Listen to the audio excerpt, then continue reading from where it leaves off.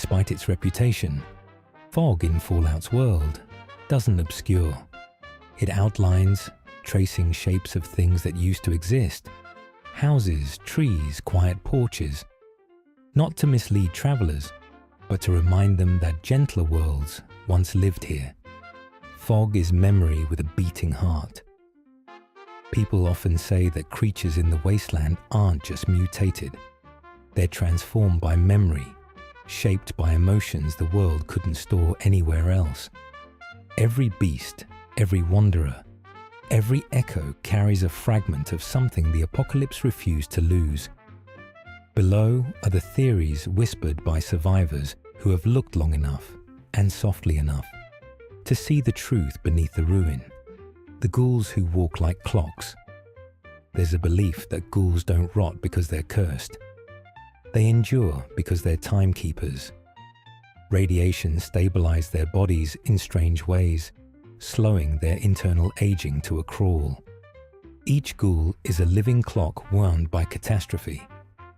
Their slow decay is more like sediment forming, not breaking. They are not reminders of death. They're reminders of duration.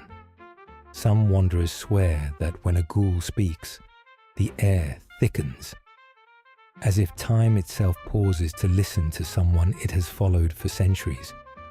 Death claws burying their kills out of reverence. A strange, tender rumor claims death claws bury their fallen, not because of instinct, but remembrance. Deep inside those monstrous bodies remains a faint echo of humanity, a leftover rhythm in the bones. They don't understand why they bury things. They just do. A gesture performed without memory of its origin, like a dream repeated through generations. Violence is instinct. Burial is inheritance. Mutated animals dreaming of their ancestors. Some survivors say that every creature warped by radiation dreams about what it once was. A radstag, while sleeping, sees endless forests untouched by fire. A mole rat dreams of soft soil instead of concrete. A mutated bird sees wide blue skies that don't exist anymore. These dreams aren't evolution. They're longing encoded into DNA. Even monsters remember gentleness. The silent pact of wasteland animals.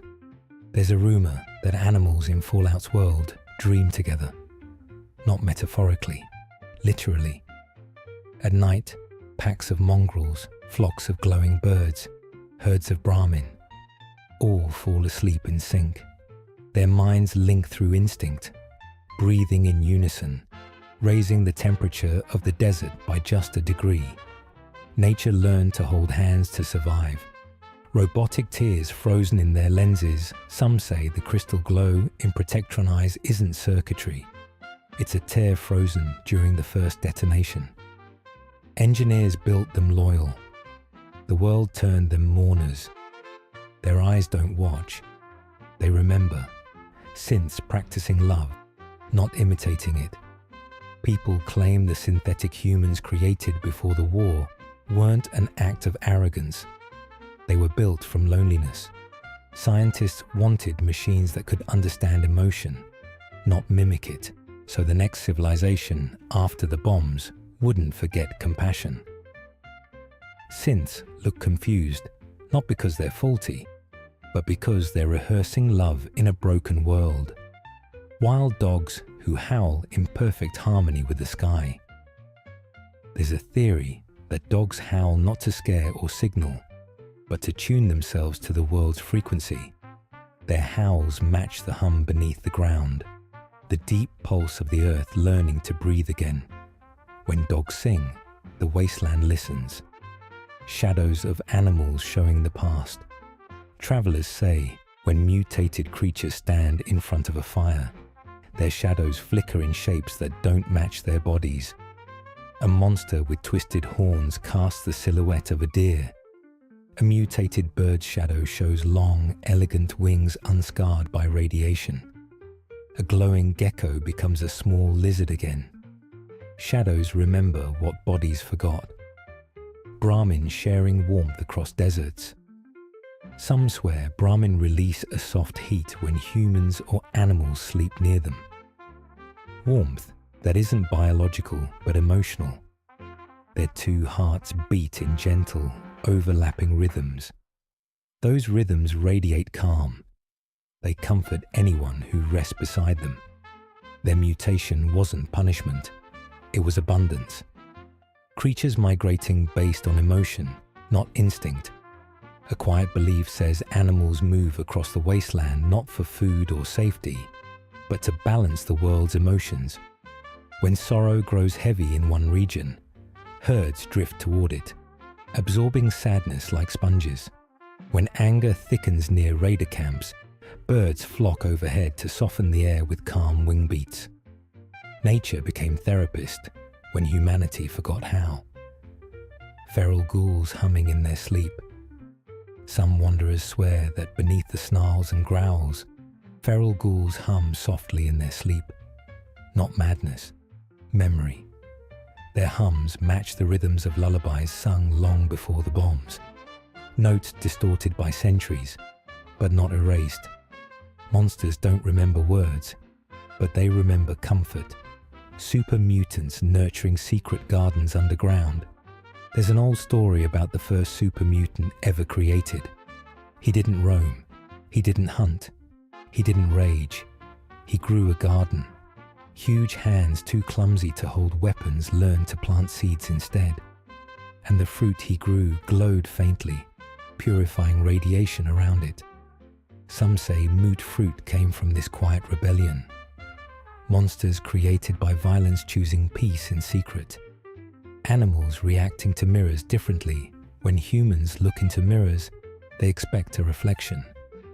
But when animals in the wasteland do, they sometimes freeze. Some bark, some whine. Some stand still in perfect silence. Survivors say animals don't see their reflection. They see the world before the war. A moment of pure memory held in glass.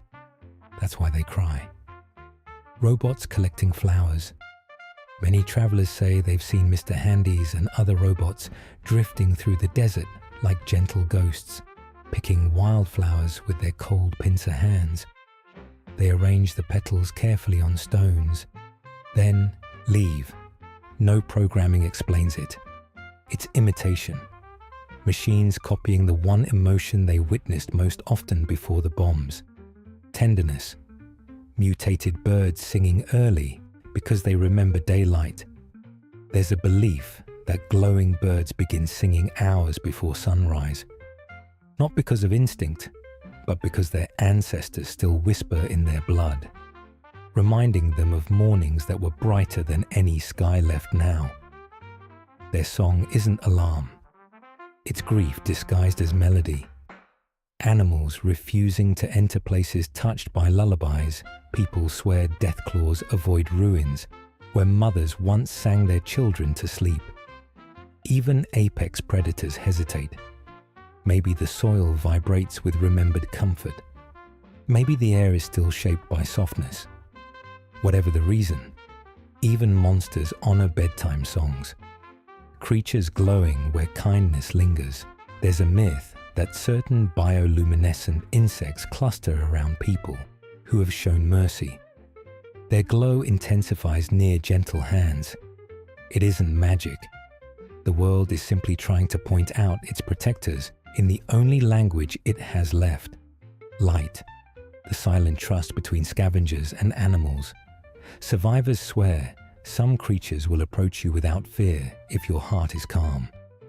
Not because they sense danger, but because calm emits a frequency similar to early dawn. It's the safest sound the wasteland remembers.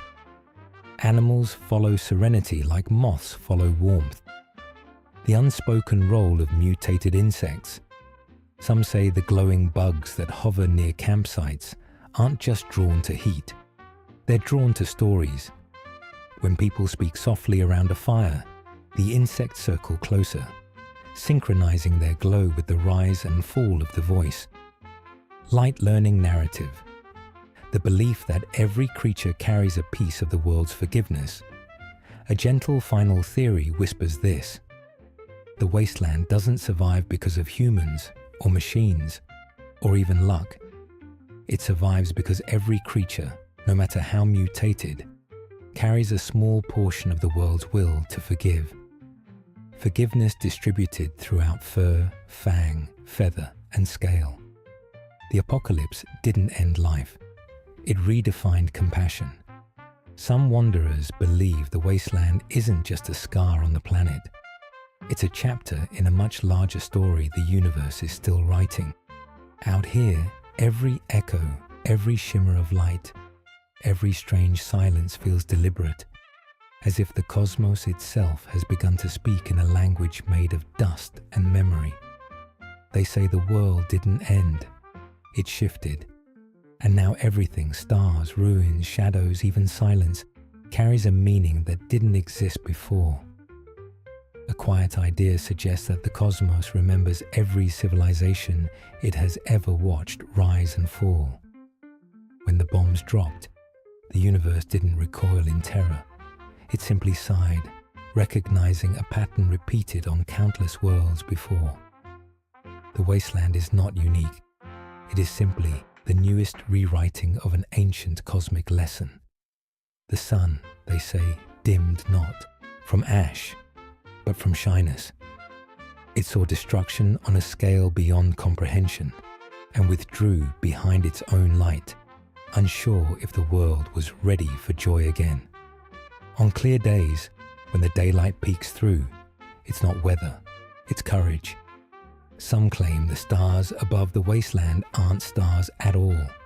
They're reflections of campfires, glimmers of lanterns, and the small, hopeful lights of every traveler still awake. The sky bends inward in radiation-softened layers, mirroring earthly lights upward until the heavens themselves look brighter. Heaven, in Fallout's world, is built from the glow of those who refuse to stop hoping. A tender belief says the moon doesn't know the war happened. It continues its orbit faithfully, painting silver trails across the ruins, unaware that the world below changed. The craters shine faintly, not with sunlight, but with curiosity, like a companion waiting for someone to wave back. And sometimes, when the night is unusually calm, it feels as if the moon lowers itself a little closer, trying to understand the new rhythm of this quiet planet. Some wanderers whisper that time broke the moment the bombs fell. Not shattered, paused. The clocks that stopped weren't damaged, they were waiting for life to slow down enough to reconnect with meaning, waiting for humanity to breathe again without fear. Silent gears and frozen hands became monuments of patience, not tragedy. Even now, when someone finds an old clock ticking, the sound feels less like measurement and more like forgiveness. There's a strange superstition that shadows in the Wasteland are fragments of possibilities. When the bombs exploded, they burned silhouettes into the landscape so fiercely that the very concept of light blocked by form became unmoored. Now shadows drift invisibly, searching for the bodies they once belonged to, slipping past travelers like cold breezes. You don't see them, you feel them. A reminder that the past is always nearby, trying gently to rejoin the present. Some say the universe dreamed of humanity long before they existed, and when they vanished, the dream didn't end. It adapted.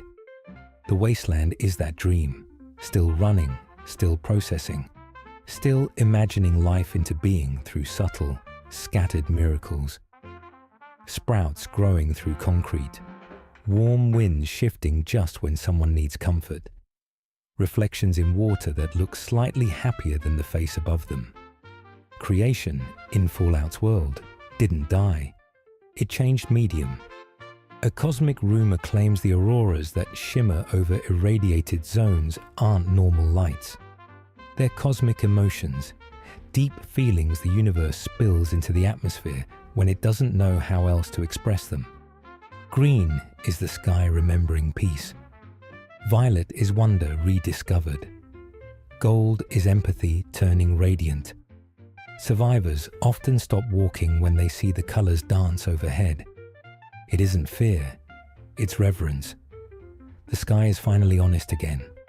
Some believe the earth itself has begun to dream.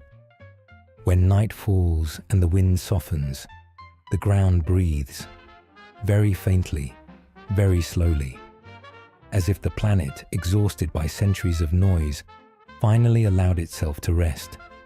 Each tremor beneath the soil isn't tectonic pressure.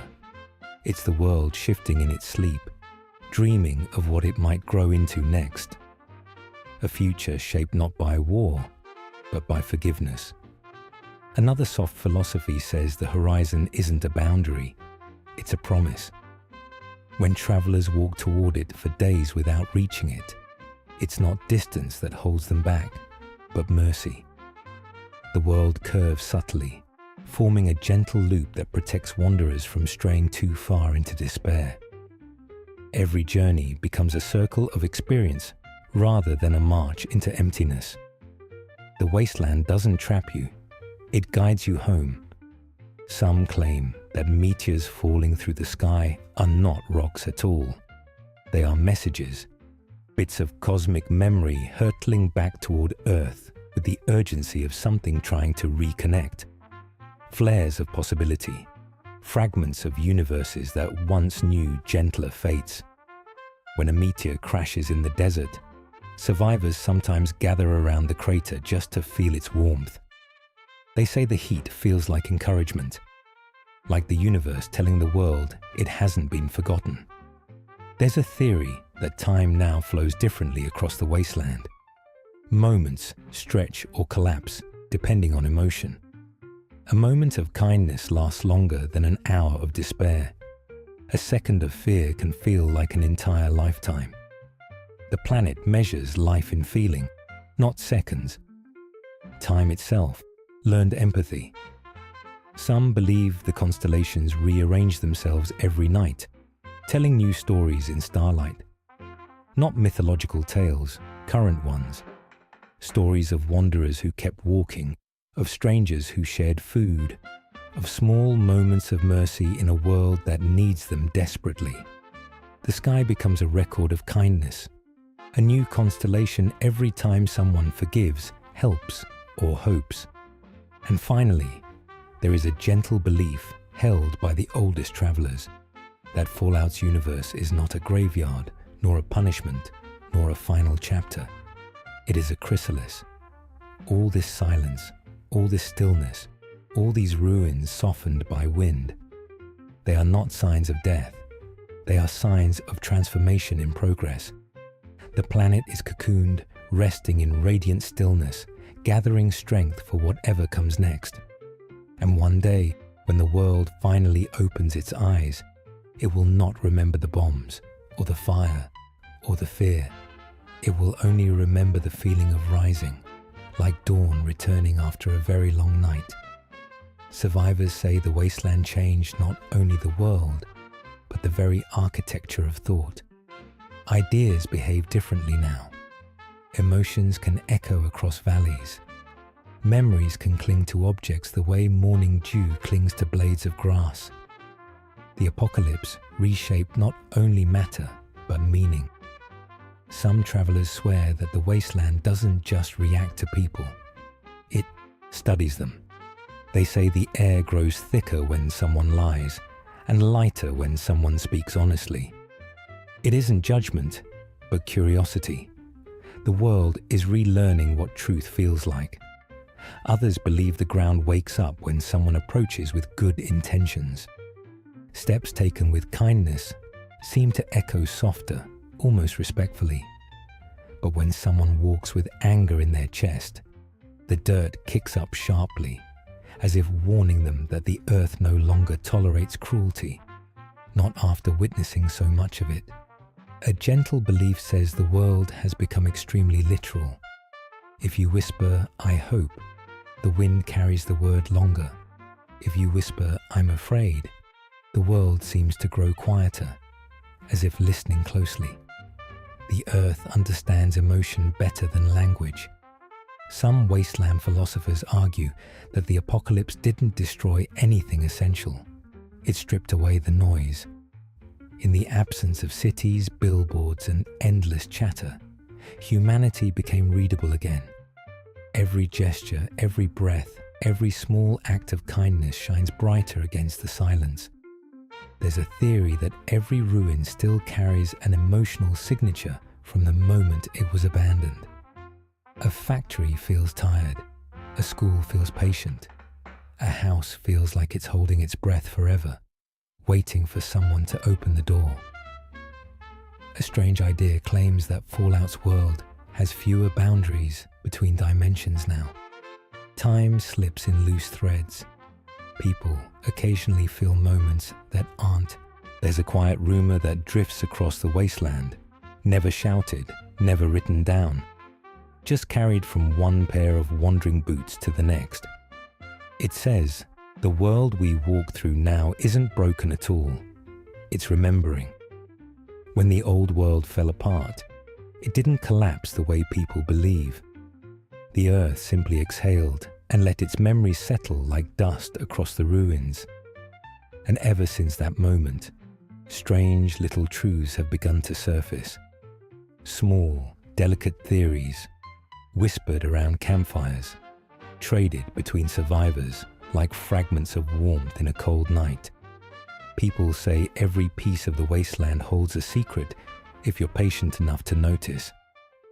A bottle cap lying in the sand might be carrying the last echo of a kindness.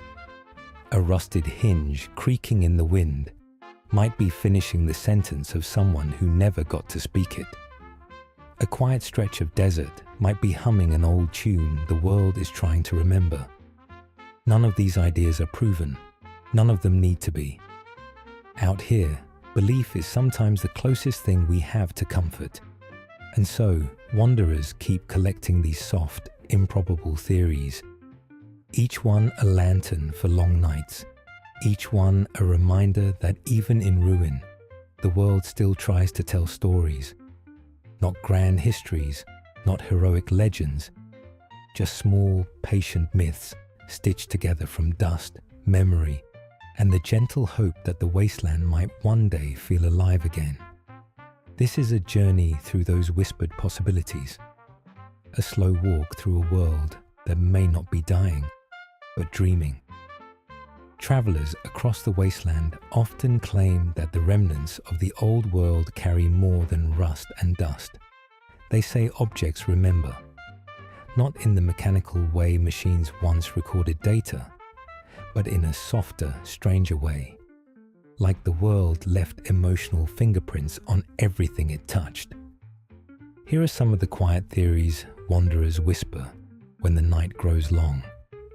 The cartoon tapes that refuse to stop looping. Some believe those ancient pre-war cartoon reels, still spinning endlessly in forgotten rooms, weren't made to entertain children at all. They were coded lessons, wrapped in bright colors to mask their purpose. Not instructions for combat or conquest, but something gentler. How to share food, how to soothe a frightened child, how to stay calm when the world lost its shape. The apocalypse didn't erase their message. It made it easier to see. The rusted railways that stretch across the horizon. People say the rails aren't dead steel. They're veins, not for trains, but for memory itself.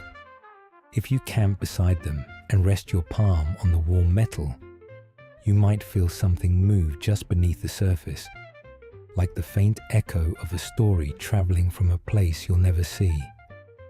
Kindness, they say, travels fastest on iron. The Vault-Tec lunchboxes hidden in the sand. There's a rumor that every one of those metal lunchboxes was designed to open with time, not hands. Not to reveal food, but to release a pocket of weather. Some boxes sigh out a small breeze. Some spill a moment of cool fog. A few create a sudden square of light as warm as an afternoon that should have never been lost. Engineers didn't intend to create miracles. They only wanted to protect morale. The world, however, repurposed them into bandages for places too wounded to heal on their own. The old Robco terminals that glow softly in the dark. Some folks believe every terminal has a folder you'll never see. Not hidden by code, but hidden because the machine is shy. Inside that invisible file, the color of the cursor, the typing rhythm, the little settings adjusted by the very first person who ever touched it. When a stranger approaches, the screen changes its glow ever so slightly, trying to mimic that original harmony, not guarding secrets, welcoming visitors. Machines, after all, learned hospitality from the people who built them. The casino chips scattered in the dust. There's a tender belief that those old Sierra-style casino chips weren't gambling tokens at all. They were anchors, emotional placeholders used in therapy. Every chip once held a memory, and though the memories dissolved, the stability remained. Wanderers who fiddle with a chip sometimes feel a quiet calm settle over them, or remember a face they thought they'd forgotten without pain. Luck was never currency. It was guidance. The toys that refused to stop serving their purpose. A tin soldier standing guard at a doorway for a child long gone. A teddy bear listening patiently for nightmares. A broken puzzle quietly reassembling scraps of glass into new shapes, just to fulfill its purpose one last time. People say the Wasteland broke its promises to adults, but it kept the ones it made to children. The tumbleweeds that roll like wandering apologies. If you watch them long enough, you might notice how they drift between feuding settlements, never toward them, always through them, collecting bits of anger in their thorny branches. When they finally snag on barbed wire and unravel, they drop what's left. Not spite, but softened echoes of what people wished they'd said instead. The scrub grass takes its payment in bitterness, so that the air doesn't have to carry it anymore. The abandoned baseball fields. Some say the rules of the old game never died. At dawn, tiny whirlwinds dance in perfect circles around the bases, drawing ghostly chalk lines. A lonely bottle cap lands on the mound, like the start of a game no one plays anymore. Step into that quiet diamond and speak honestly, and for as long as your words hang in the air, danger might forget to notice you. Fair play outlived civilization. The protectrons with glowing eyes. People say the lights in those robotic eyes aren't sensors at all. They're tears, crystallized mid-fall during the first blast of the war. Robots cried once, and then never needed to again. The glow is mourning turned permanent. The vending machines that never work, a strange rumor claims they're not broken. They're waiting, saving their last cold drinks for the hands that never returned. Every button covered in rust is a map of the last fingers that pressed it. Machines are full, but grief keeps them locked. The bill counters in old shops. Survivors claim those humming machines emit a frequency that makes greed feel embarrassing. People barter softer around them, adding extra items, apologizing mid-trade, forgetting the urge to take more than they need. Economists once called the effect ambient friction. Wanderers just call it grace. The railway spike traps. Some say those traps never run out of spikes because the earth feeds them. Iron hidden deep below migrates toward places where metal is needed most. Not magic, just the ground refusing to waste what it has left. The holotapes that hiss between songs, there's a rumor that the hiss isn't damage. It's a lullaby for the exhausted, audible only when the body is too tired to pretend anymore. People don't fall asleep to holotapes, they fall asleep with them. The pre-war clocks still ticking, those clocks, still beating centuries later, aren't defying physics. They're refusing surrender. Each tick is rebellion in miniature, a small declaration that time continues, even when history stalls. When a clock finally stops, the silence isn't empty. It moves into the air, joining the chorus of invisible ticking that fills forgotten rooms. The mannequins posed in ruined buildings. Some believe those lifeless figures hold the scraps of memories once stored inside them for emergency personality backups. The program collapsed, leaving postures instead of people. Every gesture frozen mid-sentence. Every stance a memory that refused to evaporate completely. The glowing bottles of Nuka products. Their bright blue shimmer isn't chemistry. It's conviction.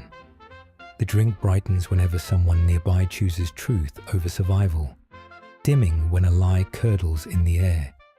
Not a soda, a moral barometer. The GPS devices that no longer guide routes. Some aren't malfunctioning, they're mourning. They display empty maps because they're grieving the roads that once connected people. Navigation died from loneliness, not obsolescence. The lanterns in abandoned cabins. Many say these flickering lights don't run on fuel at all.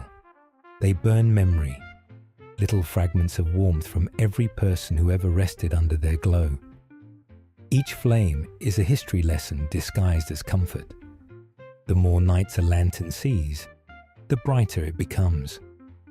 Travelers say the wasteland's weather is alive, not metaphorically, but in a way no one has quite learned how to measure.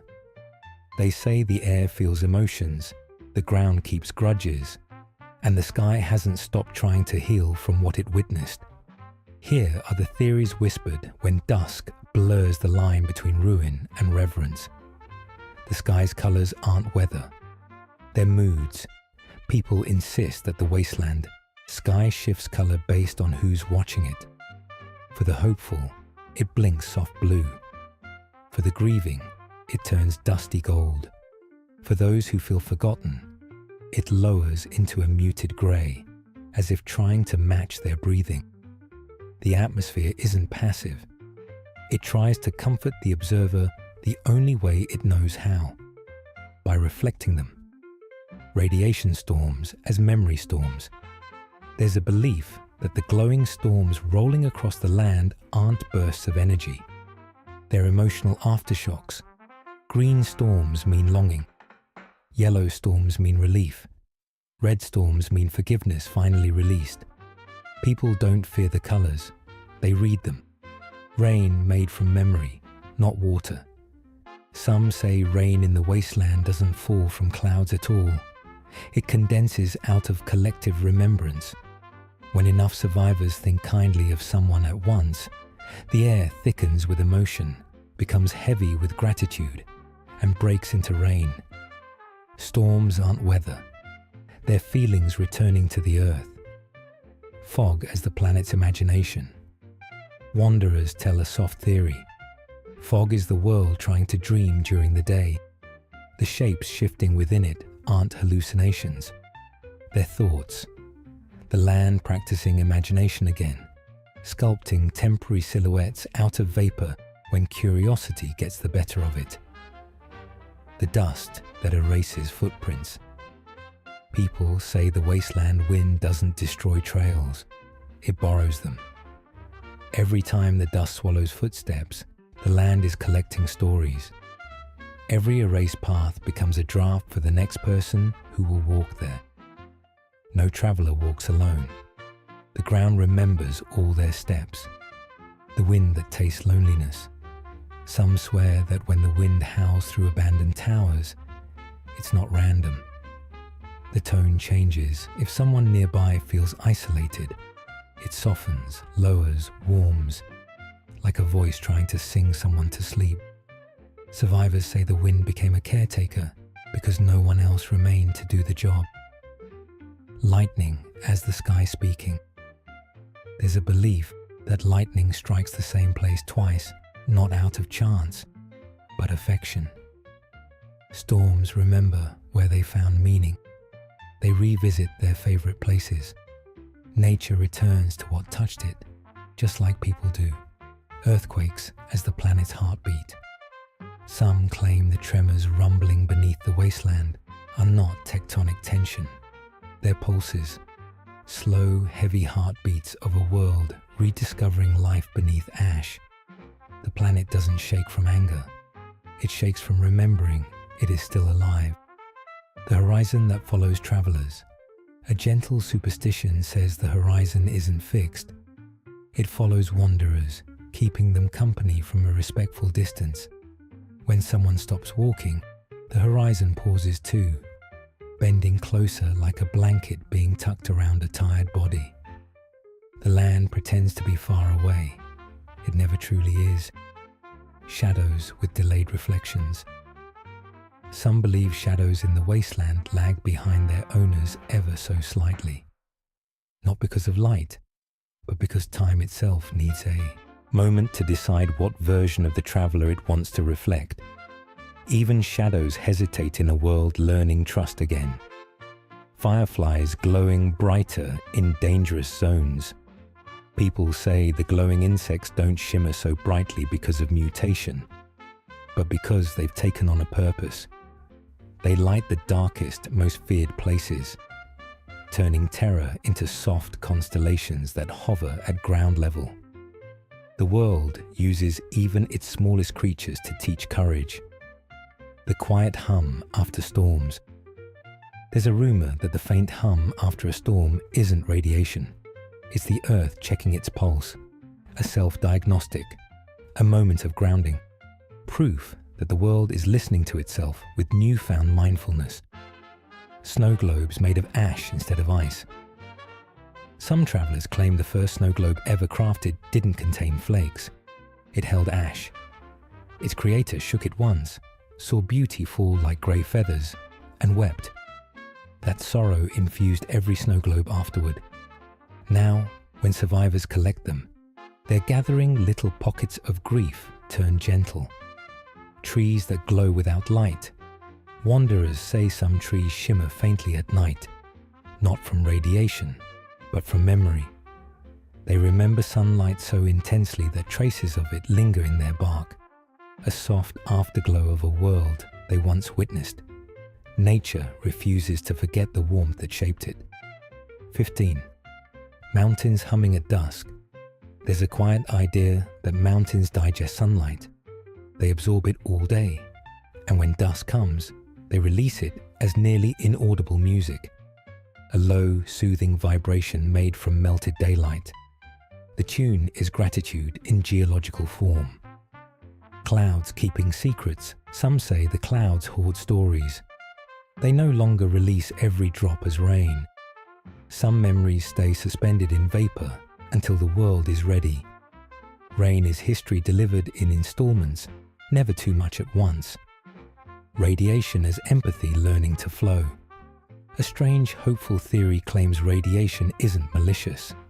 It's evolving.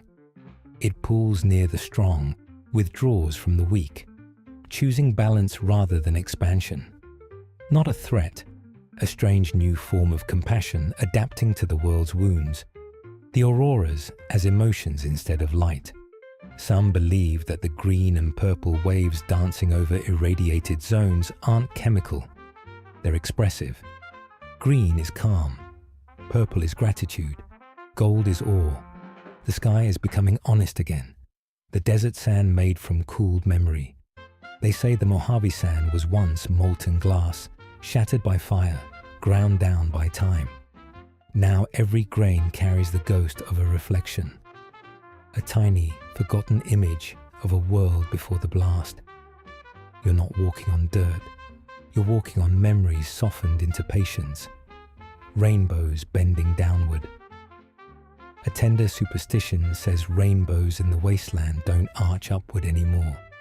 They bend downward, as if the sky is bowing to the earth in apology.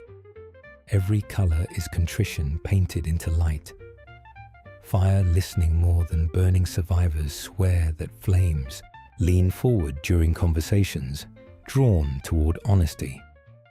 The crackle isn't combustion, it's applause. Fire understands loss and leans in to comfort it. Dreams drifting into radio static. A quiet theory says that the static between stations is the sound of dreams being released from sleeping minds. The wasteland has no place for wasted imagination, so the air carries it, fog revealing, not hiding, theirs. Nostalgia for cities they never lived in, grief for families they never met, joy at memories they never formed. These aren't hallucinations. They are echoes leaking through thin fabric between realities. Some wanderers swear that if you sit still long enough in a quiet ruin, you'll hear someone humming.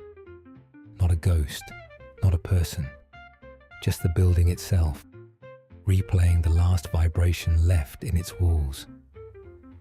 Another quiet philosophy suggests that light behaves differently now. It softens near people who are gentle and sharpens around those who carry unresolved hurt. The land doesn't punish or reward, it reflects. Reality has learned empathy. One of the oldest theories says that the apocalypse freed the concept of meaning. Before the war, meaning belonged to books, art, speeches. After the war, meaning spread into everything. A bottle cap, a wind gust, a warm patch of concrete at dusk. Now, anything can carry significance. Anything can become sacred without ceremony. Some travelers believe the wasteland has begun inventing its own folklore through weather patterns. A sudden warm breeze means someone nearby has forgiven themselves. A brief swirl of dust indicates two travelers are about to cross paths. A random drop of rain on a clear day signifies someone far away is thinking of you. The world expresses itself in ways subtle enough to be missed, but intentional enough to be felt. Others argue that the apocalypse didn't bring silence, it amplified it. Silence here isn't empty. It's dense, layered, alive. It wraps itself around wanderers, comforting or confronting them, depending on what they carry inside. A poetic belief says that sound decays slower in the wasteland.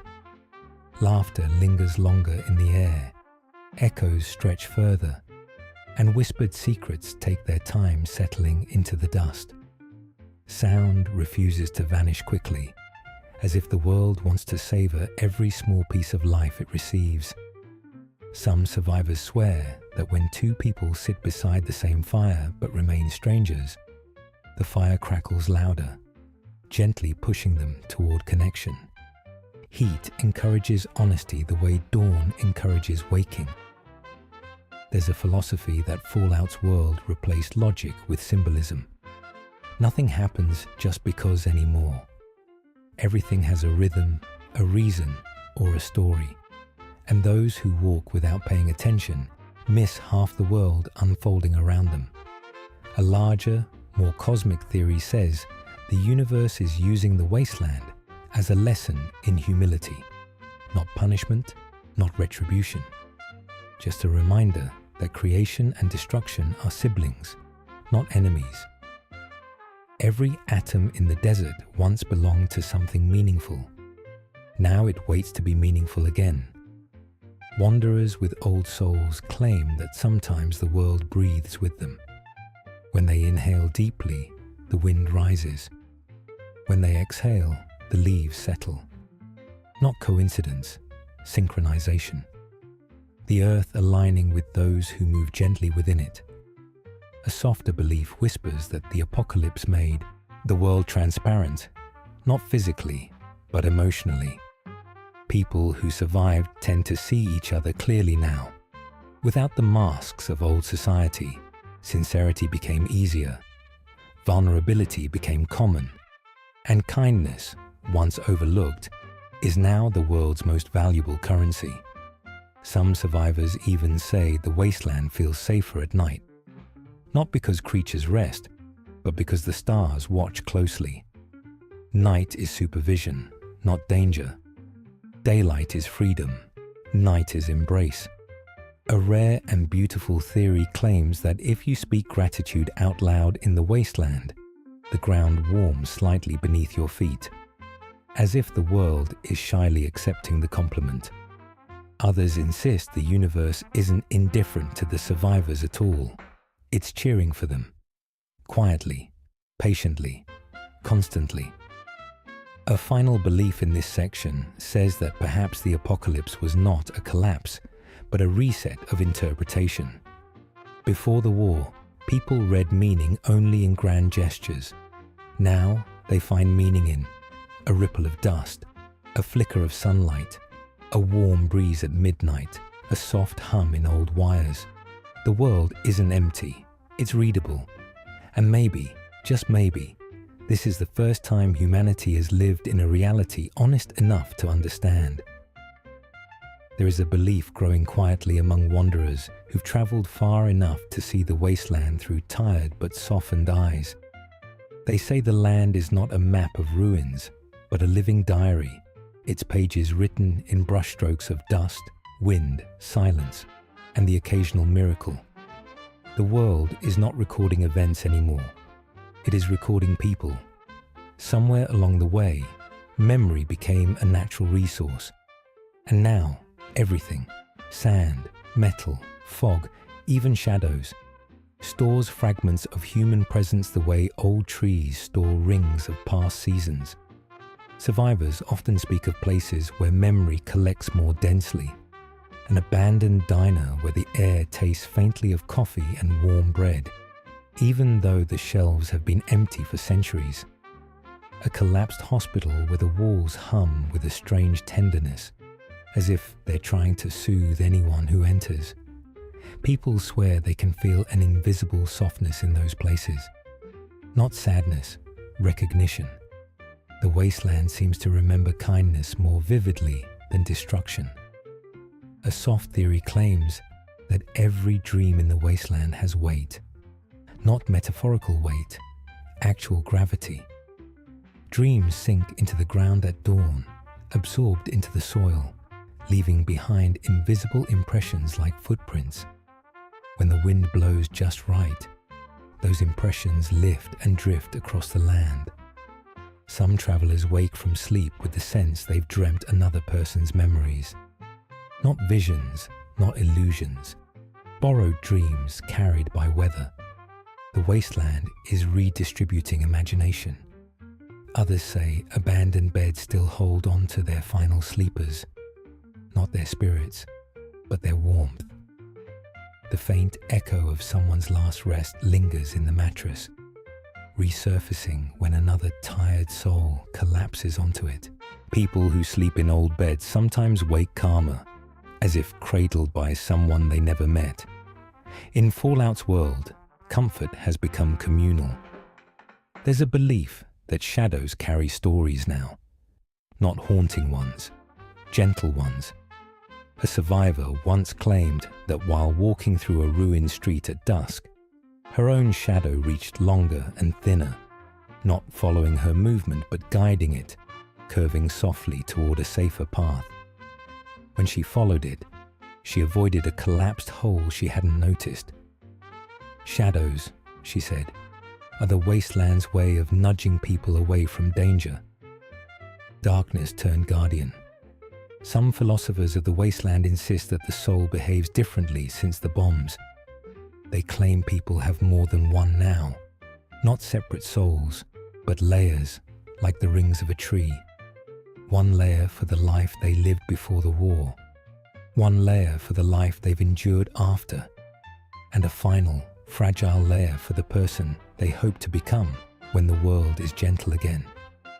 These layers overlap in strange ways, creating small moments where survivors feel older or younger than they are. Moments when grief feels ancient and joy feels newborn. The apocalypse fractured time inside people, but not in a way that breaks them, in a way that lets them hold more than one life at once. A tender belief says every time someone forgives another person, the air around them becomes slightly clearer, as if the atmosphere breathes easier. Forgiveness is a cleansing agent in a world filled with the residue of fear. Many travelers swear they've seen sunlight brighten for a moment after they set down a burden they carried for too long. The world seems relieved each time a heart untangles itself. Another calm theory suggests the wasteland does not punish wandering spirits. It gives them gentle work. They become wind currents, guiding travelers by instinct. They become flickers of light near old machines, reminding survivors they are not alone.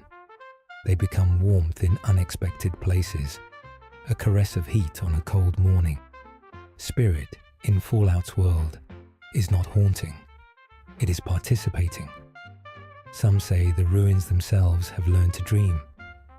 When night settles over old cities, the broken skyscrapers hum softly, an almost musical resonance. It's faint, barely perceptible, but survivors who camp in those places often say they sleep deeper, as if the buildings are singing lullabies learned from centuries of silence.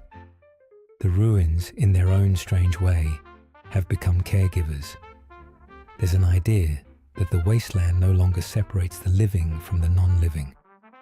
Everything is part of the same ecosystem now. Abandoned cars rest like exhausted animals. Crumbling houses breathe through their cracked windows.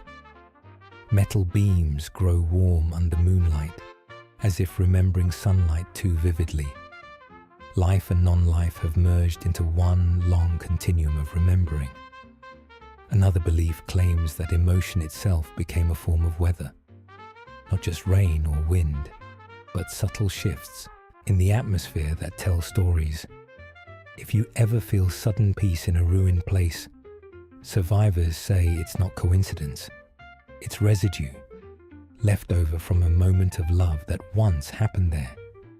Emotion leaves fingerprints on the world, and the world preserves them the way old film preserves light. Some travelers tell of a phenomenon called the soft hour. It happens just before dawn, when the air turns velvety and the light thins to silver. In that moment, the wasteland becomes unbelievably gentle. Even the wind seems to walk lightly. People who are awake during the soft hour often feel watched, not in fear, but in companionship. They say the world checks in on everyone alive at that exact moment. A roll call of hearts. There's a superstition that the wasteland tests people through stillness rather than hardship. Everyone expects trials through danger, hunger, violence. But the real trials come through quiet. Can you sit with yourself beside a dying fire? Can you listen to your own thoughts without flinching? Can you rest beside ruins without trying to fix them?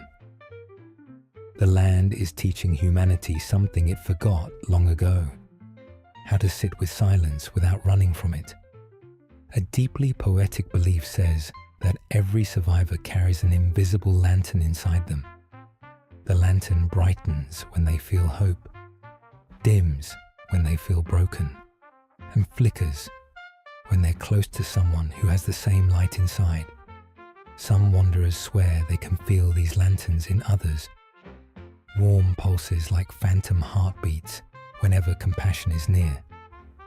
In Fallout's world, hope is not a feeling. It's a light, literally. Some argue that the apocalypse shifted the rules of dreaming. Before the war, dreams were private.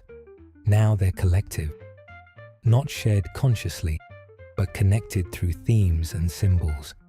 Strangers thousands of miles apart dream of the same road, the same abandoned building, the same soft blue glow beneath the earth.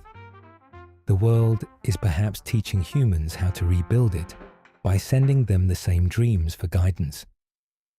Another theory claims that souls have become magnetic. They pull toward people whose hearts resonate at similar frequencies. This is why some survivors meet and instantly trust each other, even with no words exchanged. Radiation scrambled many things, but it sharpened intuition to a nearly psychic clarity. Trust became instinctive. Connection became effortless. Strangers became companions the moment their lanterns glowed toward one another. A final belief in this section says the wasteland has begun to heal not through time, but through attention. the more gently people walk across it, the more kindly they treat each other, the more the world responds. Sunlight bends softer. Wind carries warmth rather than cold. Silence becomes a comfort instead of a threat. The world learned healing from the people who survived it, and in return, it is slowly learning how to heal them back. Survivors say the wasteland is not just empty space. It is shaped by memory, carved by emotion, and rebuilt by silence. Every destroyed town, every broken hallway, every ghost of a building behaves differently depending on what kind of lives it once held. Some call this emotional architecture. Others simply say, places remember. And in Fallout's world, place and feeling have fused so completely that walking through a ruined street is like walking through someone's diary. Some travelers swear that abandoned houses breathe.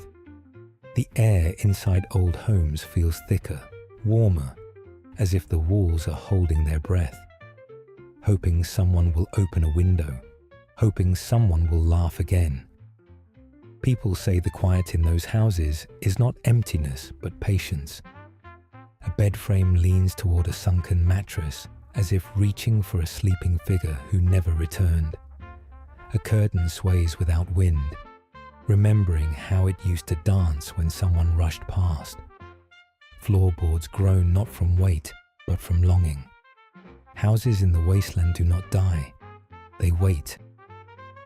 There's a belief that schools remain the most peaceful ruins of all, not because nothing terrible happened there, but because the walls absorbed so much learning, so much curiosity, that they became incapable of malice.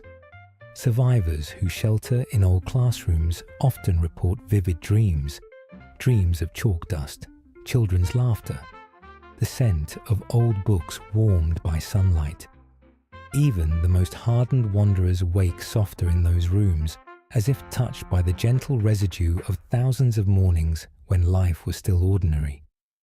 Education never stopped. It just changed teachers.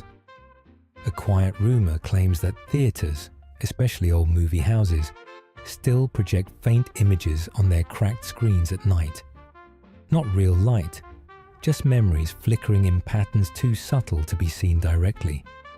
If you sit long enough in one of those theaters, you might hear a whisper of applause, or the rustle of popcorn bags, or the soft hum of anticipation that once filled the room right before the lights dimmed. Theaters never forget joy. They rehearse it forever. Another belief says libraries in the wasteland are sanctuaries.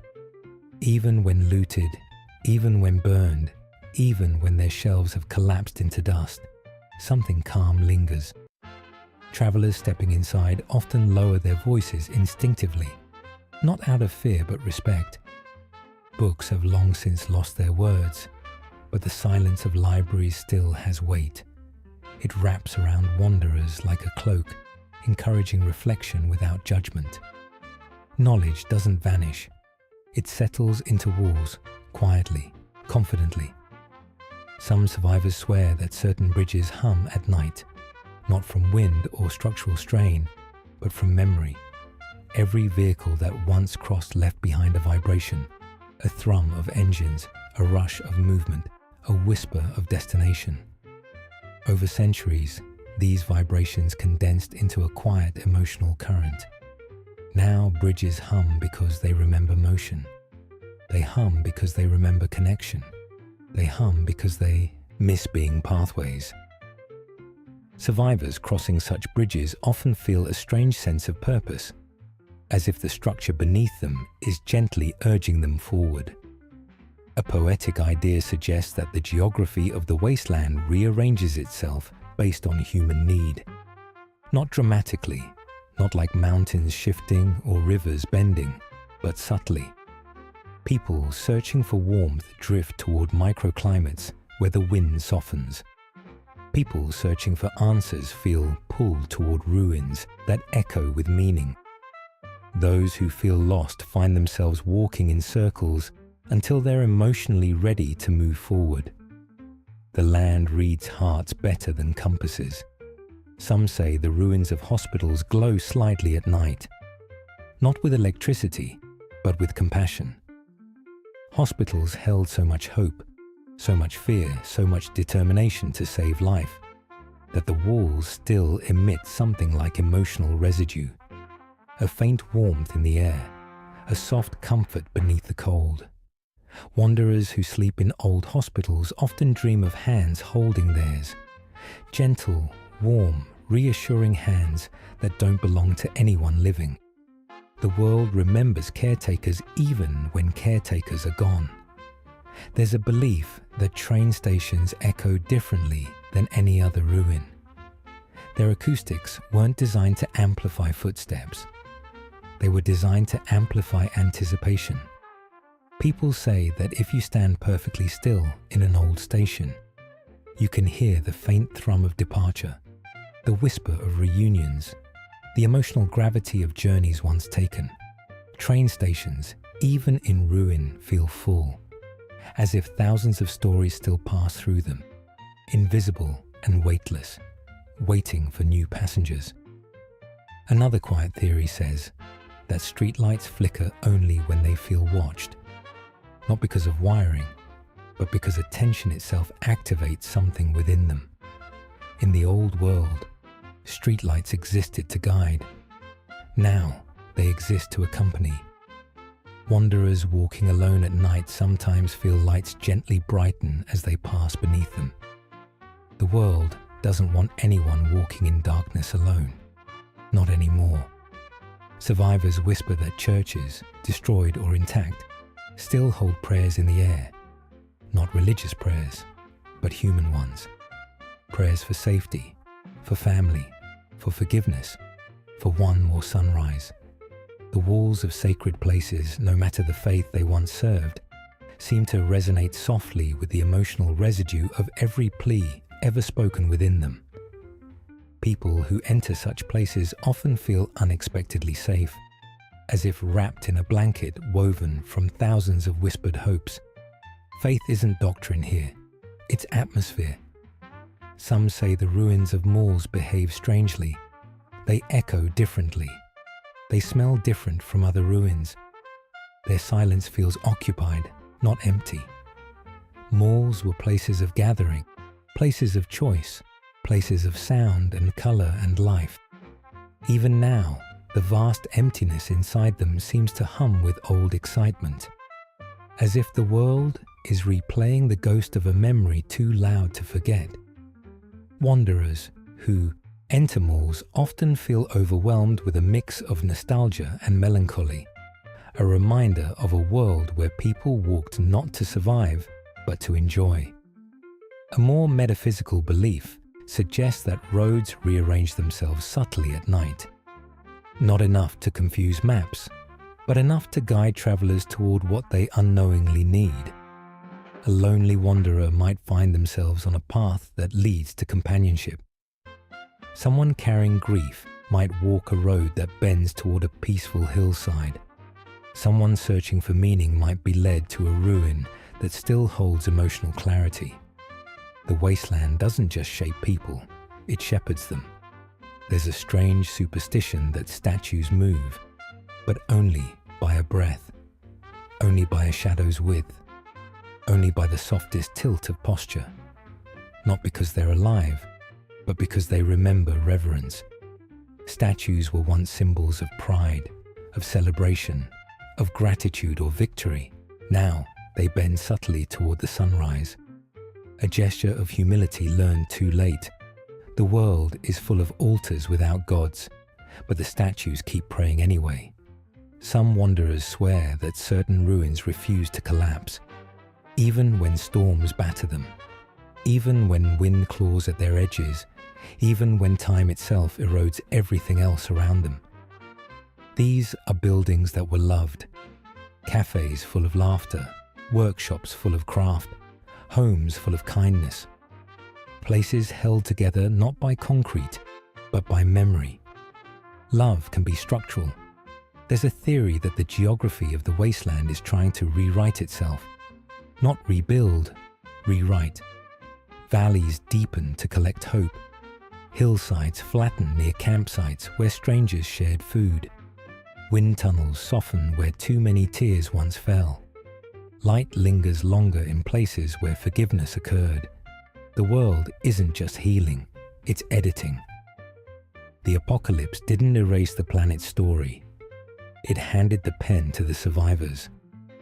A final belief in this section says that maybe the wasteland is not haunted by ghosts, but by possibilities. Every version of the world that could have been. And when ruins shift softly in the wind, or shadows lean, or echoes ring longer than they should, it's not haunting. It's the world gently reminding survivors that despite everything, there are still countless futures not yet written.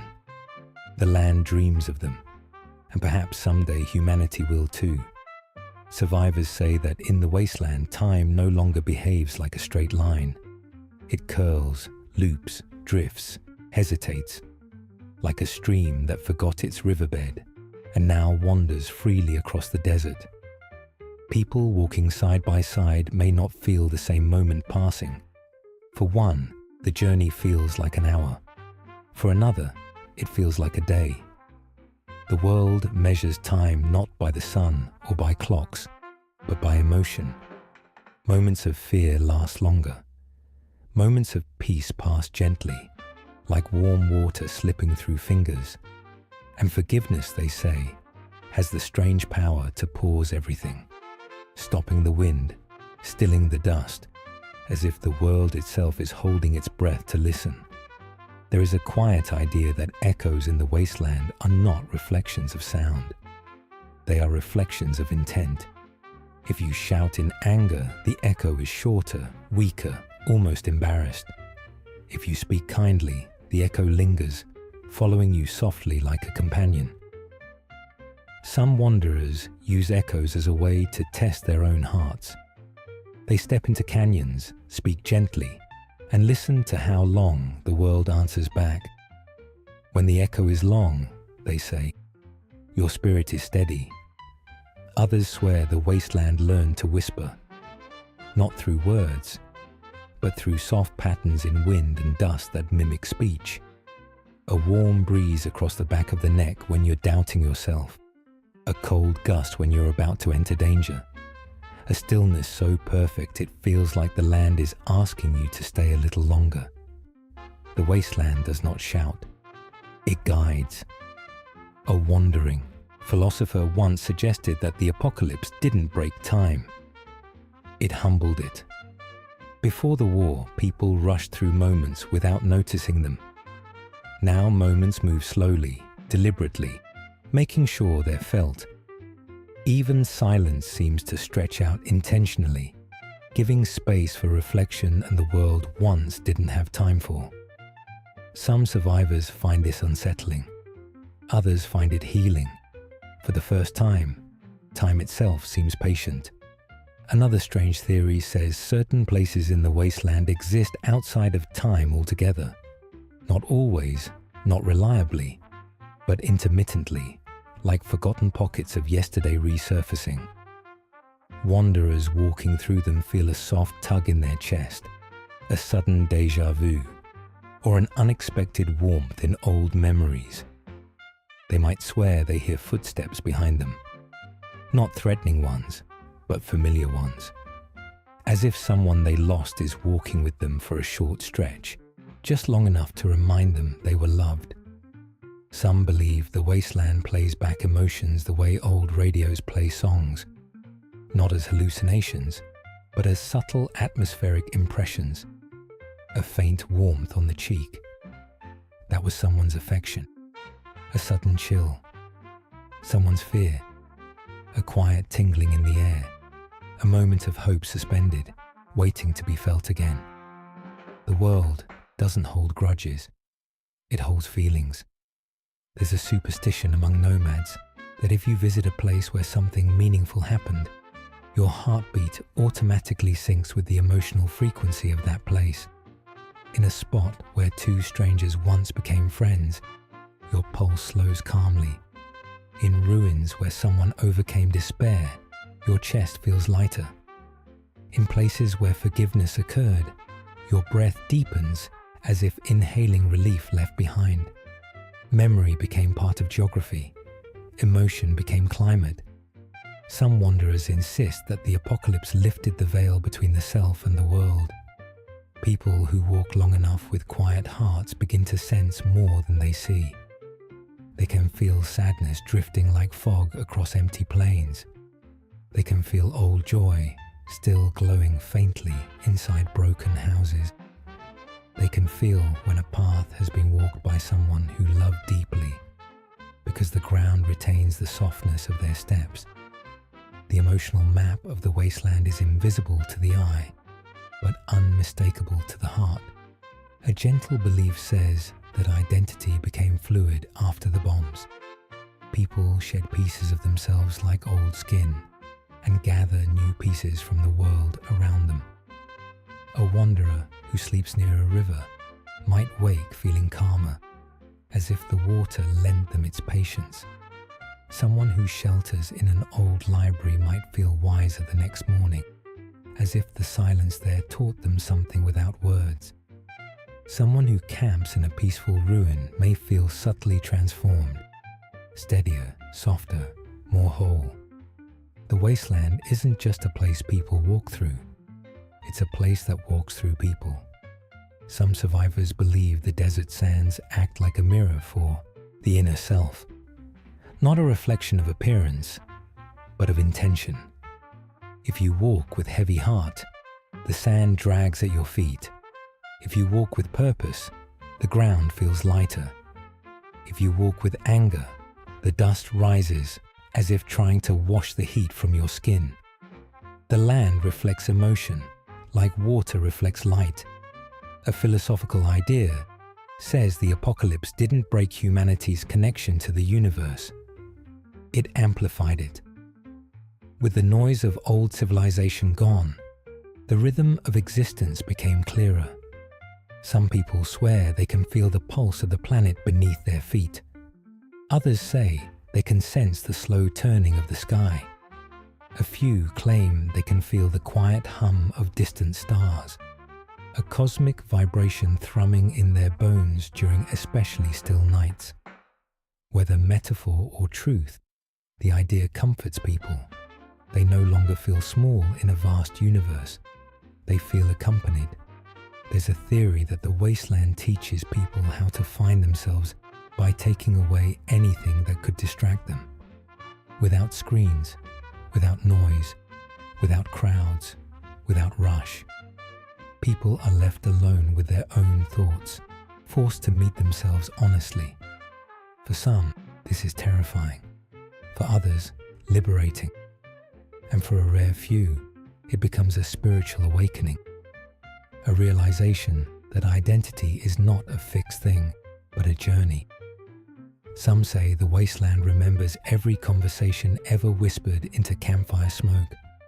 These words drift upward, linger in the air, and settle again in other places, softening someone else's loneliness miles away.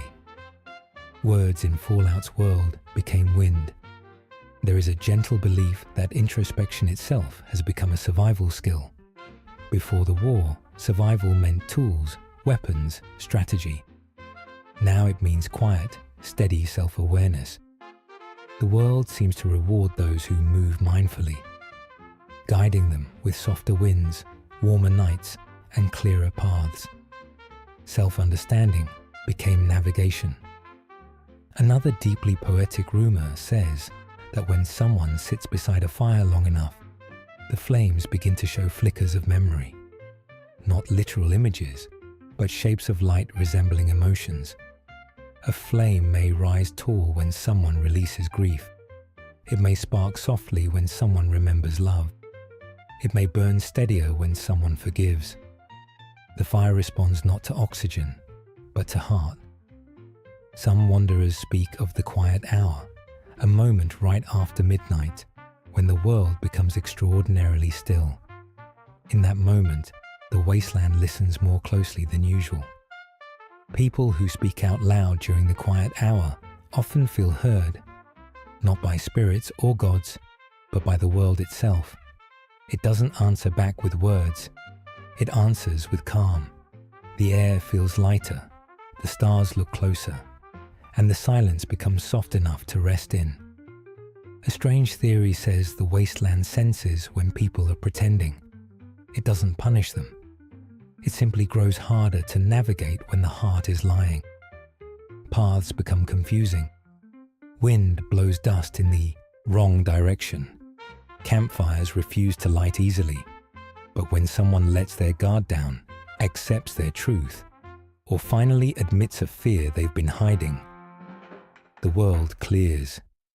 The sky brightens, the wind gentles, the ground steadies beneath their feet. Fallout's world doesn't force honesty, it invites it. Some philosophers argue that the apocalypse didn't take away purpose. It made purpose visible. Without a society dictating identity, people now build themselves from intention rather than expectation. A wanderer becomes a protector by sharing water. Another becomes a healer by comforting the injured. Another becomes a guide simply by walking bravely into the unknown. Purpose became something you choose, not something you are assigned. A gentle idea says that when someone finally understands themselves deeply, truly, without pretense, the wasteland reacts. The next sunrise seems brighter. The next breeze feels warmer. The next silence feels less empty. It's as if the world, having watched someone face their inner storms, rewards them with a calmer day. Self-awareness became weather. A final belief in this section says the apocalypse didn't destroy humanity's inner world. It revealed it. Under layers of fear and chaos, people found resilience. Under loneliness, they discovered clarity. Under silence, they discovered truth. The wasteland didn't take identity away. It simplified it, until all that remained was what truly mattered. And perhaps, for the first time in history, humanity began to know itself. Some wanderers say the wasteland is alive in ways more subtle than breath. Not in the beating heart sense, but in currents, vibrations, flows of energy so soft and ancient that the world now moves like a creature rediscovering itself. Light, sound, warmth, even static, all became languages here. And if you walk long enough in silence, you start to understand them. Survivors speak often of glowing ruins, but not radiation glow, not chemical glow, something quieter. A faint shimmer that clings to the edges of broken windows, to the corners of old hallways, to the rusted skeletons of staircases. They say it's not dangerous at all. It's memory. Light trapped in the metal from the last moment the world was whole. A final echo of a sunrise reflected across a million surfaces, preserved like fossilized sunlight. Some evenings, when the dusk is slow and gentle, that light wakes up, soft as exhaled breath, and drapes itself across the ruins like a warm scarf. The wasteland keeps the last morning of the old world alive in embers. There's a belief that static in the wasteland carries emotion. Radio static, clothing static, the crackle of dry grass, the pop of sparks from old wiring. People swear they can feel the tone shift. Static sharpens when danger is close, softens when safety draws near, and becomes almost melodic when two wanderers find calm company under the same sky. Static became a barometer for ebb connection. Some nomads claim that when you hum into certain ruins, the walls harmonize with you, but not according to acoustics. They harmonize with intention. If you hum hopeful tones, you hear warm chords echo back. If you hum sadly, the walls mirror grief with gentle resonance. If you hum without emotion, the room stays silent, as if waiting for sincerity. Old structures are not dead. They are tuning forks of forgotten humanity. Others believe that lantern light behaves differently now. Not all lanterns, just the ones lit with genuine need. When someone lights a lantern out of fear, its flame stays small and trembling. But when someone lights it from hope or gratitude, the flame stands tall, brightening the room with a quiet confidence that feels almost alive. Fire feeds on emotional oxygen. There's a superstition surrounding campfire embers, not the flame. The embers. Some say that if you stare into them long enough, you see glimmers shaped like past moments. A shared laugh, a missed goodbye, a face you loved long ago, not hallucinations. Reflections. Embers are mirrors made of warmth and memory. Wanderers often talk about the phenomenon of the warm path. Certain trails in the wasteland hold heat long after the sun sets, not because the ground retains warmth, but because someone kind walked there recently. Kindness leaves thermal footprints felt by bare skin a full night later. When travelers follow warm paths, they almost always find other good souls at the end.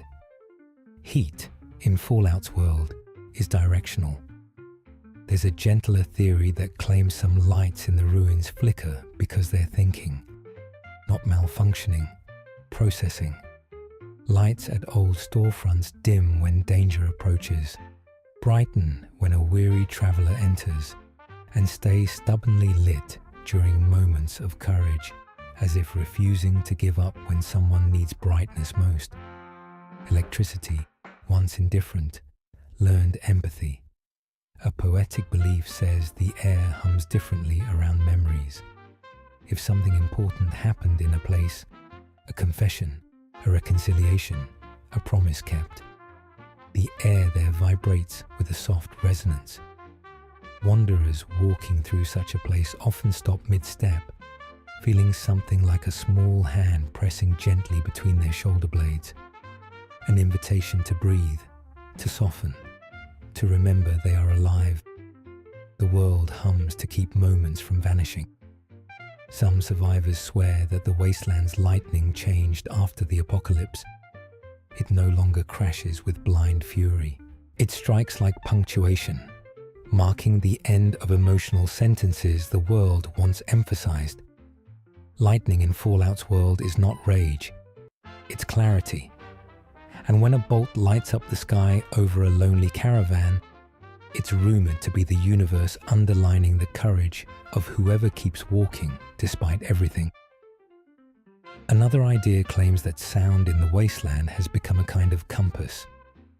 Not a directional compass, an emotional one. A single note from a distant pipe might signal comfort. A hollow boom might signal caution. The flutter of a loose metal sheet might indicate that someone good passed by earlier in the day. Noise became navigation. A quiet belief says the desert wind is a collector of thoughts. It carries whispers for miles, gathers unspoken fears, and scatters them gently into the sand where they dissolve like salt in water. People feel lighter after storms, not because dust was moved, but because the wind lifted the weight of unspoken worries. The atmosphere learned therapy. Some say certain rocks vibrate under moonlight, not visibly, but inside. A soft humming felt through fingertips or bare feet. These rocks, according to legend, store stories from long ago and vibrate only when someone passes who needs those stories most. Not as words, but as calming waves that settle the mind. The earth speaks through stone. Others insist that the glow inside certain Nuka bottles is alive. Not magical, not supernatural, emotional. The glow brightens near honesty, dims near betrayal, and pulses like a heartbeat near forgiveness. The bottles, it seems, are emotional seismographs. A strange superstition says broken robots emit a faint hum even when powerless. Not mechanical hum, but emotional residue. The leftover frequency of purpose. Robots built to help people hum higher, like longing.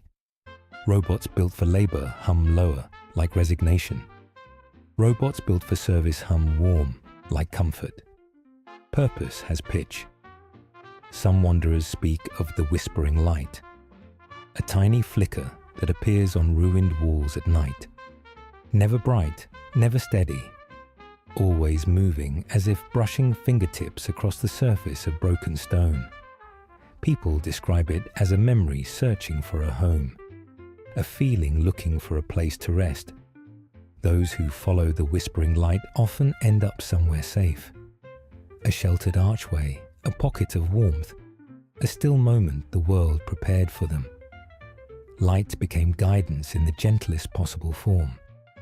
There's a theory that laughter echoes differently now, not sharply, but roundly, rolling across the ruins like a soft wave. It's said that the world craves joy, so it holds onto it longer. Echoes of laughter travel farther, linger more softly, wrap around corners like warm smoke. Joy in Fallout's world is too precious to fade quickly. Some survivors believe that the ground glows faintly at night because the earth has started to dream. Dreaming of forests, of cities, of oceans, of music. Dreaming of everything it once held. These dreams rise through soil as faint luminescence, visible only when the world is especially quiet. The earth dreams in gentle green and soft gold, colors it once wore proudly. Another soft idea says the wasteland's air rearranges itself around acts of love, not dramatically, not visibly, but enough that you feel a sudden stillness when someone makes a sacrifice, or hear a brief hush of wind when someone chooses kindness over survival. Love is so rare now that the world pauses to acknowledge it. A final belief claims energy itself has a conscience. After the bombs, after the fire, after the silence, all the raw energy in the world softened. Radiation learned compassion. Electricity learned sensitivity. Light learned tenderness. And now the wasteland moves with an emotional physics, where warmth follows empathy, light follows honesty, and vibrations follow truth. The world, for the first time in its long existence, is learning to feel. Some wanderers say the wasteland is not a place you cross. It is a place that crosses you. Journeys here do not simply move the body from one location to another. They reshape the spirit, rewrite the heart, and rearrange the inner map people carry secretly inside. The wasteland does not guide by force. It guides by quiet rearrangement. A detour here, a soft wind there, a gentle nudge of intuition that whispers, "Go this way instead." Travel itself has become a dialogue with the land. Many survivors believe that every person who walks the wasteland has an invisible companion. Not a ghost, not a spirit, but a presence shaped from the land's attention. They call it the silent follower. Not threatening, not protective, just accompanying. A subtle warmth behind the shoulder blades, a soft shadow that lingers a heartbeat longer, a feeling like someone is keeping pace with you, not to guide your steps, but to ensure you don't forget you are not alone. Some say the silent follower is the land's way of apologizing for all the years people walked without ever being truly seen. There's a tender theory that every traveler has a unique rhythm in their footsteps, and the wasteland listens for it. People walking with anger strike the ground too hard, and the dust rises in protest. People walking with sadness sink deeper, and the earth softens beneath them as if offering comfort.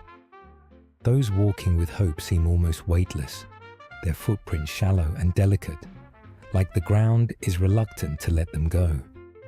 Survivors say, if you want to know someone's heart, don't watch their face. Watch the way the ground responds to them. Some wandering philosophers insist the roads in Fallout's world are alive, not physically, but emotionally. When travelers walk with purpose, roads stretch ahead clearly, free of debris. When they walk with confusion, paths fork unexpectedly. When they walk with grief, the horizon curves gently toward water or shade. Roads became mirrors for inner states of being. There's a superstition that crossroads are the most sacred places in the entire wasteland. Not because spirits linger there, but because decisions do. Crossroads amplify intention. Whatever choice a person makes at a crossroads shapes the days that follow more strongly than choices made anywhere else. Some travelers kneel at crossroads before choosing a direction. Others whisper old names. A few leave small offerings. A bottle cap, a flower petal, a warm memory. Not out of superstition, but respect. Crossroads remember every choice ever made upon them. Another soft idea suggests that the wasteland aligns travelers who need each other. Two wanderers might walk miles apart for days, unknowingly drifting closer because the land wants them to meet. Paths that once diverged begin to braid together. Wind patterns shift to push them toward the same ridge. The sun breaks through clouds at the perfect moment, catching one traveler's attention so they change direction. Some call these encounters fate, others call them coincidence. But wanderers who've traveled long distances know the truth. The wasteland orchestrates meetings the way the old world orchestrated constellations. Quietly, elegantly, purposefully. There's a belief that destiny in the wasteland is not fixed. It is adaptive. The world responds to choices with surprising gentleness. A cruel act invites silence. A kind act invites clarity. A moment of bravery invites warmth. Destiny is not a prophecy here. It is a negotiation. Travelers shape their futures one decision at a time, and the wasteland reshapes itself around those choices. Some survivors swear the stars guide wanderers far more directly than they did before the war. Not through constellations, through emotion. Stars appear brighter when the heart is clear, dimmer when the heart is conflicted, closer when the soul is ready to let go of something heavy. The night sky became a map of feeling instead of direction. There's a strange belief among caravan guards that the desert floor hums faintly beneath sleeping travelers. Not loudly, not constantly, just enough to soothe the heart, as if the earth itself hums bedtime melodies for those who've walked too long and carried too much. Some claim the hum matches the rhythm of their heartbeat. Others say it vibrates memories into their dreams. A few swear it stops nightmares entirely. The wasteland, they say, rocks its wanderers to sleep the way ancient trees once rocked birds in their branches. Others insist the world chooses when to reveal water, not based on weather or logic, based on worthiness. When someone travels with greed, water hides. When someone travels with cruelty, water turns bitter or stale. But when someone travels with sincerity, with open palms and soft eyes, water appears miraculously, small springs bubbling between rocks, a clean puddle forming under shade, condensation collecting on metal surfaces just enough to drink. The world rewards gentleness with hydration as if water itself recognizes kindness. There's a belief that long-distance travelers become attuned to the emotional currents of the land. They feel danger before they see it. They sense company before hearing it. They understand when to walk and when to rest, even without looking at the sky. This isn't instinct, it's conversation. The land speaks, travelers listen. Some claim they can even predict weather simply by placing a palm against the ground and noticing whether the earth feels restless or serene. A poetic idea says farewells in the wasteland are never final. Even when travelers part ways, their paths remain connected by invisible threads. Some feel a sudden warmth at night, as if someone they once cared for is thinking of them. Others hear a soft echo, like distant laughter carried on wind. A few experience a tug in their chest, a reminder that bond does not vanish just because bodies walk separate roads. The wasteland is too vast and too empty for connections to dissolve easily. It holds onto them for the people who can't. Some survivors believe wandering is not a curse here. It is a blessing. Movement keeps grief from rooting too deeply. Movement reshapes sorrow into acceptance. Movement carries people from one version of themselves to another. Standing still for too long in Fallout's world makes the heart heavy. Walking gives it room to breathe. That's why even the loneliest wanderers keep moving, not to flee, but to heal. Another quiet theory suggests that travelers leave emotional footprints in the same way they leave physical ones. Joy leaves warmth behind. Fear leaves cold. Loneliness leaves a feeling like hollow wind. Hope leaves a soft shimmer in the air, visible only in moonlight. Those who learn to read emotional footprints become guides, not maps or compasses, but hearts trained to trace the residue of others. Some say travelers who walk the same roads again and again reshape the land with their story. Anxious journeys produce winding, nervous paths. Peaceful journeys straighten roads. Years of grief carve deep grooves into trails, while years of companionship flatten ground into welcoming terrain. The wasteland remembers who walked where and how they felt while walking. Every road is an autobiography. A rumor passed among old merchants says there exists a path called the Forgiving Road, a trail that only appears to those who carry guilt heavy in their souls. It is described differently by every traveler. Sometimes a narrow canyon, sometimes a straight stretch of desert, sometimes a gentle curve along a riverbed. But it always leads to the same outcome. A place where the traveler finally puts down a burden they've carried alone for too long. People return changed, not lighter, but less alone. There's a belief that when two travelers walk together, their footsteps slowly synchronize, as if the land is adjusting their rhythms into harmony. Journey becomes duet. Movement becomes companionship. Silence becomes shared comfort. This is why wanderers form bonds so quickly. The world nudges their hearts into the same tempo. Walking, in Fallout's world, is a love language.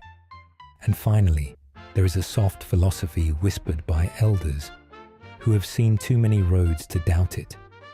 The wasteland is not a test of endurance. It is a pilgrimage. Every step teaches something. Every sunrise softens something. Every mistake reshapes something. People do not travel to reach destinations. They travel to meet the versions of themselves waiting on the next horizon. The wasteland guides gently. The traveler listens quietly.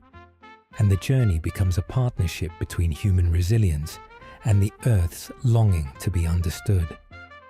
There is a soft belief among travelers that the wasteland did not abandon humanity. It appointed guardians, not in the form of soldiers or angels, but in the shape of everyday life made mysterious.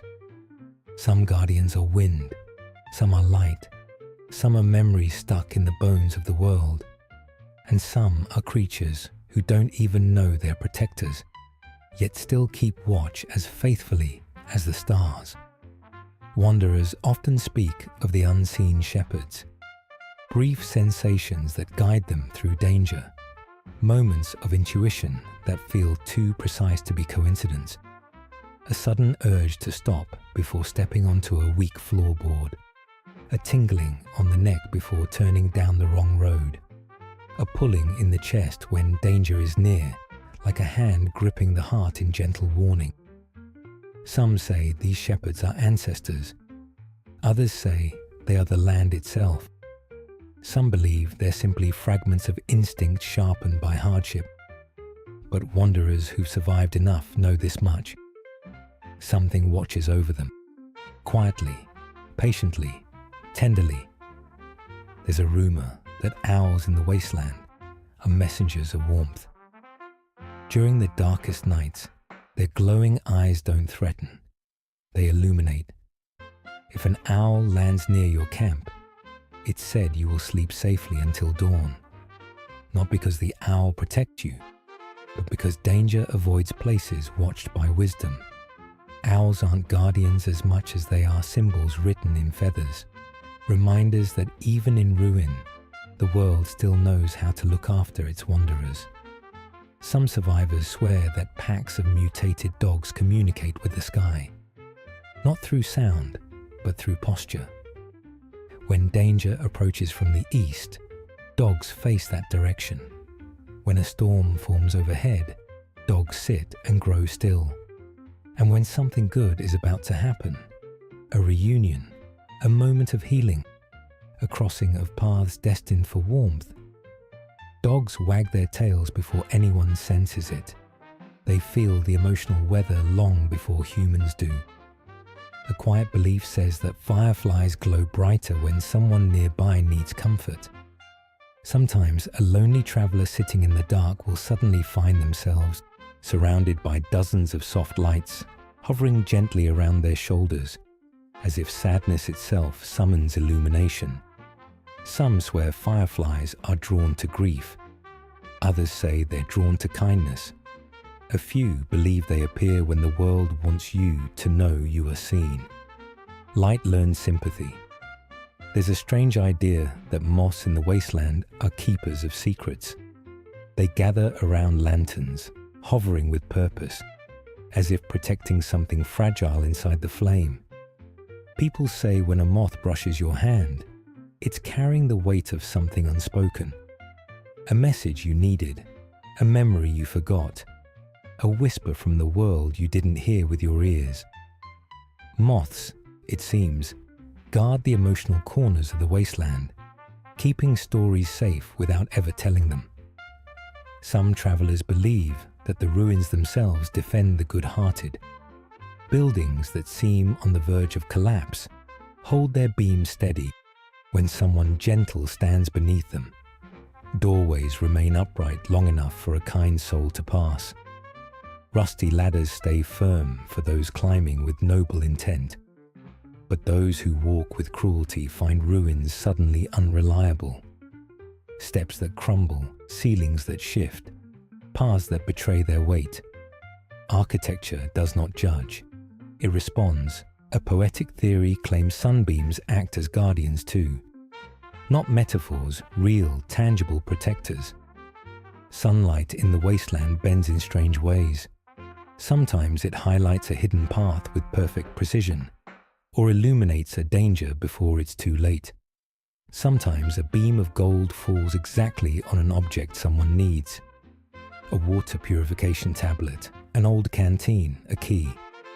And on rare mornings, the sun pours through broken windows like a gentle hand reaching inside to bless whoever is sheltering there. Light remembers who needs warmth.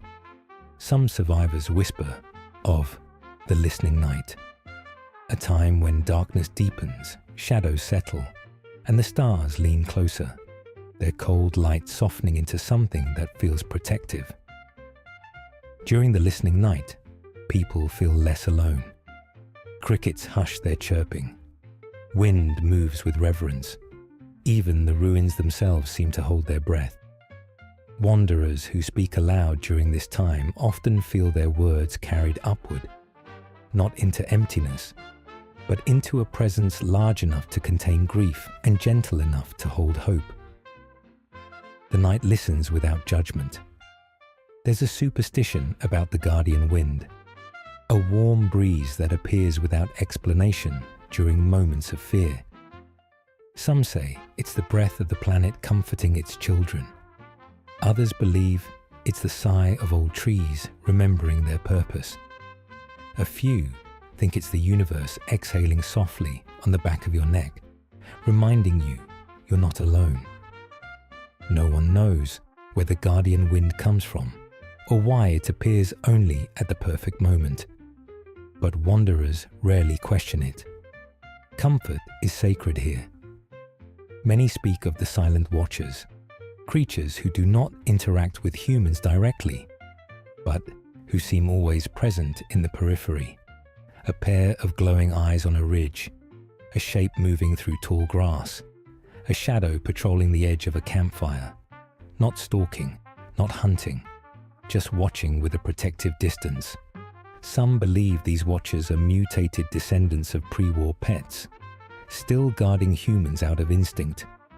Others think they are spirits given form by need. No one knows, but it is said no traveler has ever died on a night when the watchers were near. Another gentle theory says some trees lean subtly toward people who need shelter. A branch lowers just enough to block wind. A trunk shifts enough to cast shade. Leaves rustle messages that sound like reassurance rather than warning. In a world of concrete skeletons, trees became the last guardians of softness. Some survivors claim music protects the weary, not songs played on instruments, but melodies carried by nature. The whistle of wind through a broken tower, the rhythm of raindrops on metal sheets, the hum of wires still strung across the sky. Those who fall asleep listening to these accidental lullabies wake with more clarity, more peace, more strength. The wasteland doesn't just defend bodies, it defends spirits. A beautiful superstition says the moon shields wanderers from regret. On nights when the moon is full and pale, survivors often feel their hearts lighten, old mistakes losing their sharpness. It's as if the moon absorbs sorrow the way old mirrors absorb dust. People who sleep under moonlight report dreams filled with gentleness. Beaches, laughter, safe rooms, forgiven moments. The moon doesn't judge, it forgives. Some travelers believe the stars themselves form a protective canopy, not physically, emotionally. On clear nights, stars shimmer with a softness rarely seen before the war. Their glow feels deliberate, as if each point of light is a guardian lantern hung by the universe. Wanderers who sleep under starlight often say the world feels gentler, as though watched over by something too large to comprehend, yet too kind to ignore them. There is also a theory that the earth protects those who protect others. People who share water during droughts, who help the injured, who offer food without expecting anything in return. They are said to walk with the blessing of the soil. Their steps are lighter, storms avoid them. Raider tracks shift away, paths open. Goodness, in Fallout's world, has become a shield. Some swear the wasteland itself prevents certain tragedies. A bullet misfires.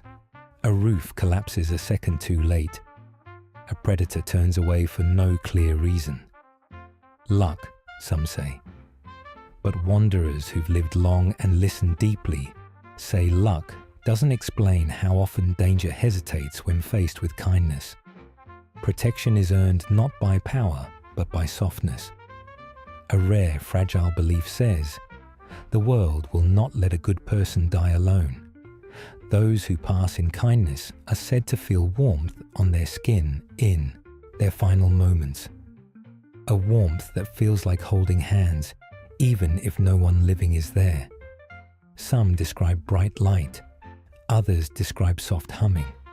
A few say they feel every good moment of their lives rising up around them like a final embrace. Death in Fallout's world is not abandonment, it is recognition.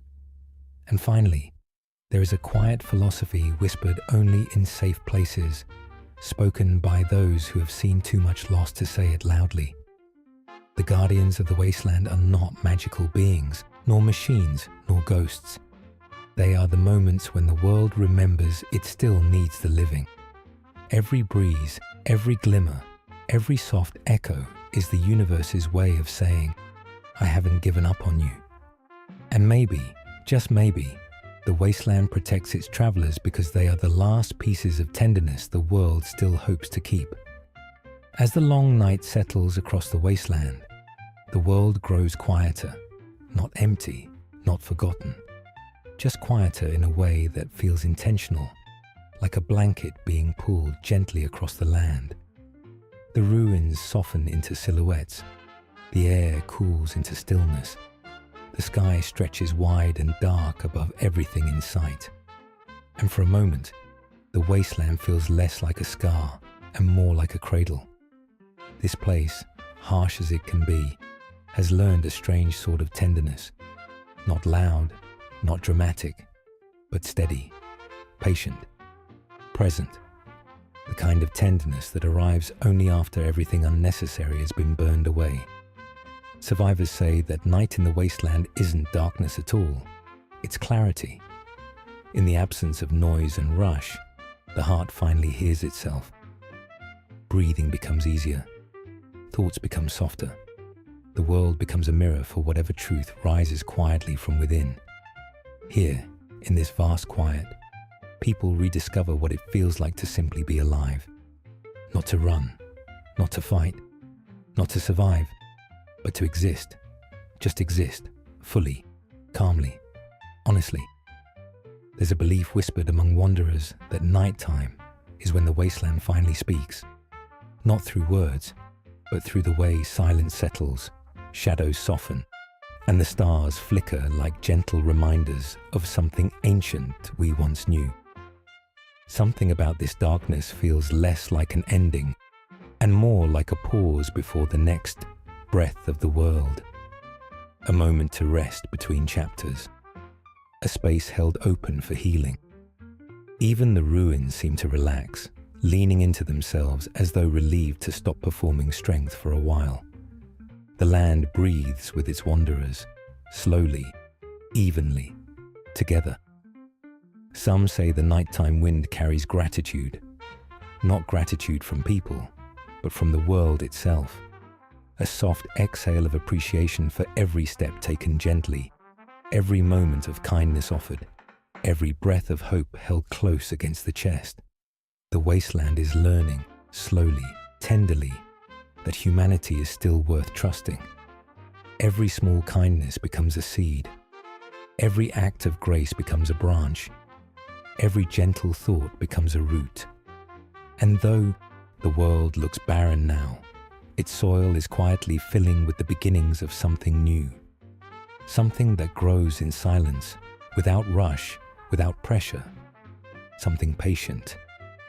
As the stars gather overhead, the sky seems to lower itself closer, as if wanting to watch over those who rest beneath it. There is comfort in that vastness, in knowing that even after everything, the night still arrives faithfully, softening the edges of the world. In that starlight, you can almost sense the truth buried beneath centuries of ruin. Life never stopped. It simply changed its shape. It learned new rhythms, found new ways to glow, discovered strength in stillness and meaning in the small spaces between breaths. The wasteland's lessons are gentle ones, not shouted, not demanded, just offered. It teaches that survival is more than endurance. It's softness, it's awareness, it's learning to let go of what burdens the heart and hold onto what nourishes it. It teaches that hope doesn't need to be loud. It can be a quiet ember glowing slowly in the dark, waiting for the moment someone decides to believe again. It teaches that even broken worlds can cradle beauty, and even tired souls can find rest, especially here, especially now. There is a final theory shared only during the calmest nights, spoken softly around dying fires. The wasteland is not the end of the story. It is the beginning of a gentler one. Every ruin is a space cleared for new dreams. Every silence is room for new voices. Every mile of dust is a canvas waiting for new footsteps. The apocalypse didn't erase possibility. It revealed it. The future is not lost. It is sleeping. And like all things asleep, it will one day rise again. Slowly, beautifully, and with a softness that honors everything endured. So as the night deepens and the last of the embers glow faintly at the edge of vision, allow yourself to breathe in this quiet world. Let the silence settle over you like warm fabric. Let the stillness loosen the knots around your chest. Let the stars remind you that nothing is ever truly over. Not hope, not healing, not light. The wasteland holds you gently now. The darkness wraps you in its calm. The world keeps watch while you rest. There is nothing left to do. Nowhere left to rush. Nothing left to fear. Just breathe. Just rest. Just drift. The wasteland will be here when you wake. Patient as always, soft as dawn, ready for another quiet chapter of wonder, resilience, and gentle becoming. Good night, wanderer. The world is at peace with you, and tomorrow a new light will rise.